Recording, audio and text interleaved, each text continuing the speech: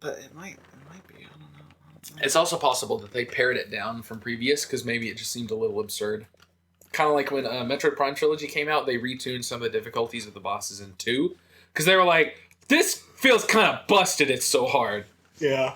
Yeah. Okay. There was Anyway, so that was the only one that I cheated on. I got the shortest speed car that exists in the game, and I went to right at the entrance of the bridge for Big Surf Island.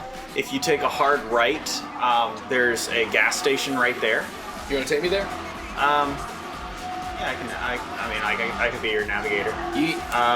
So I turn right after the gas station. So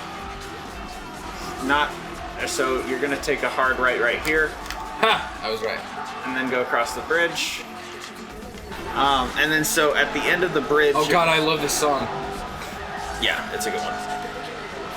Gosh, Burnout. I love that ramp. Woo! Video games. Oh, okay. Yeah. Invisible walls. So if you take a hard right at the end of the bridge, the gas station right here.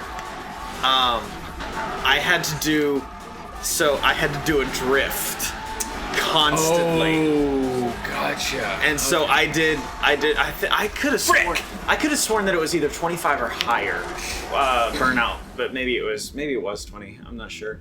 And I had to do the burnout through it over and over and over and over and over again, because what would happen is it would fill up your boost, and then you'd run out of boost, and then it'd fill it up again, and that would count as a burnout. Oh, gotcha. And so I got the burnout. That sounds like they did that on accident. Yeah, and so I it still sounds really hard though, because it's such a tight. I tricked the game. Yeah, that's why I had to do the shortest speed car that was in the game, which I believe you actually already have. I think it's the starting one, isn't it? A lot of speed cars are very flat and long. Yeah, I believe that it's one of the Japanese models, and I can't remember which one it is. Dude, I love the Nakamura. Yeah, it's one of my favorite all cars. The cars in this game. They bring. I don't think there's a single car that I don't like the design of. I think there's a few. Well, a few of them are just really forgettable, and look like they were just trying to be some other car without getting sued. But the ones that do like original designs, like the Opus, God, I love that one. Yeah, the Camaro one isn't terrible. The Camaro one is good because this was when that new the new muscle car look started to become a thing. Yeah. So it wasn't done to death yet, and it wasn't like understood as this is the way you make it look good. So it kind of does its own thing. It's not quite a Camaro, not quite a Mustang. Yeah. But then the very first one, the Cavalry, the very first one that you get, is like a mixture between like a Mustang and not a I guess a Camaro. Yeah, it's like a mixture between a Mustang and a Camaro. Yeah, the taillights. Goodness, is that a blasphemous relationship? Oh, it's beautiful though. Yeah, it is. It's a beautiful. That's some good blasphemy. Such a good. I love this game so much. I mean, we can't just freaking gush about it. Basically, that was kind of the reason to play it to begin with. So we have a very small selection of. We can only get a couple. So we should just do the ones that we think are the best. And Just Cause being like one of our favorite franchises, especially between the two of us. Yes. And this being, just one of the greatest ever, as far as I think both of us are concerned, and especially important in your career as a gamer. Yes. Was this one.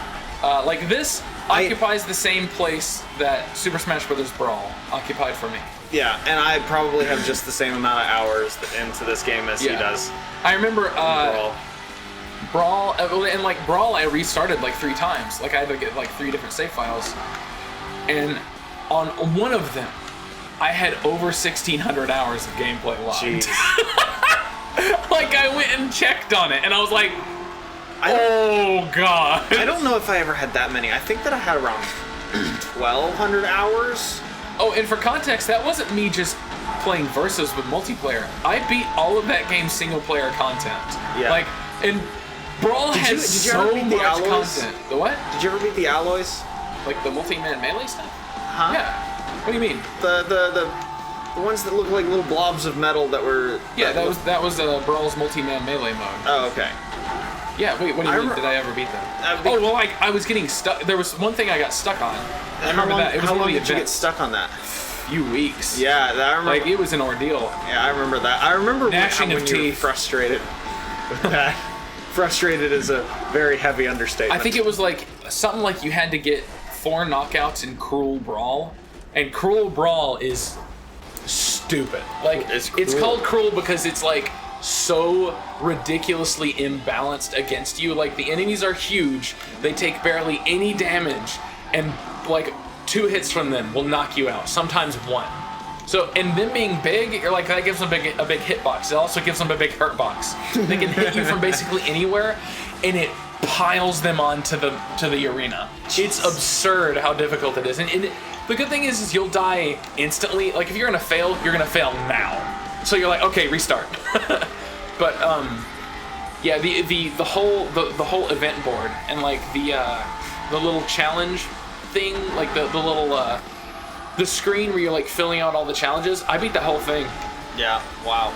It took me a very long time, but like I wasn't just doing versus, which I did a ton of, especially in college. Especially when Project M came out, because it still kept tracking your hours on that same modded file, and it was like, oh man, oh, we did some damage. Dude, Project M. Project M was like the first time you really like picked up a Smash game.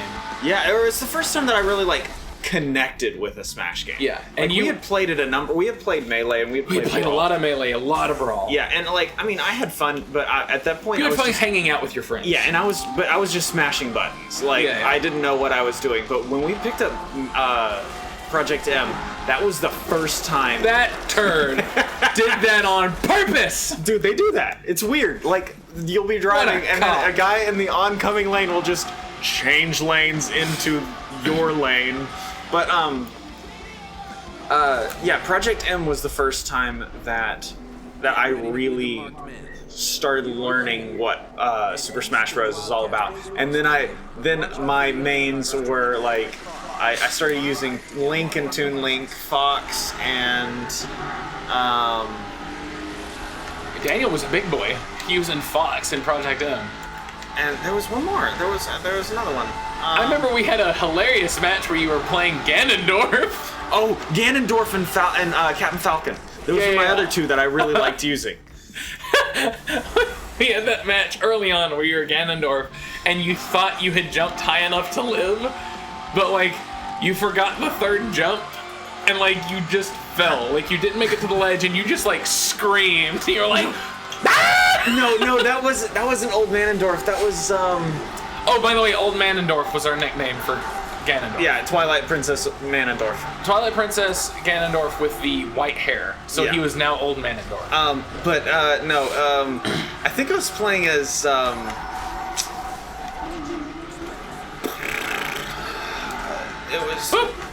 since it was Brawl, it wasn't Kid Icarus, it was Pit? Yeah. I think I was playing as Pit. Okay. No, oh, yeah. It was one of the characters that when the up B is it goes up and then straight down. Oh, Ike.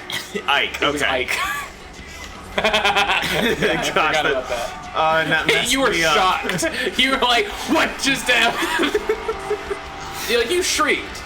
Yeah, I shrieked. There was a shriek indoors from playing a video game. It wasn't a scary video game. Now, let's be honest.